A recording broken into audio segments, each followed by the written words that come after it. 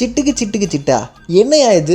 74 வயசு உள்ள ஒரு மனிதர் இப்படி ஆடுவாரு? எப்பா, style Samrat of Indian cinema அப்படின்னு இவரை தாராளமா சொல்லலாம். சூப்பர் ஸ்டார் ரஜினிகாந்த் அவர்கள் வேற லெவலா பண்ணிட்டு இருக்காருன்னே சொல்லாங்க. ஏன்னா கூலி அப்படின்ற ஒரு படத்துல இருந்து இப்போ ஒரு கிளிம்ஸ் விட்டாங்க, சிட்டுக்கு சிட்டுக்கு சாங் அப்படின்னு. இப்பயுமே ஒரு பாட்டுக்கு ஆடாம சும்மா வந்துட்டு போனாலே கைத்தட்டு வாங்குவாரு. ஆனா தன்னை நம்பி வர ஃபேன்ஸுக்கு நம்மளால முடிஞ்ச அளவுக்கு நம்ம ஏதாவது ஒன்று பண்ணி ஆகணும் இல்லையா?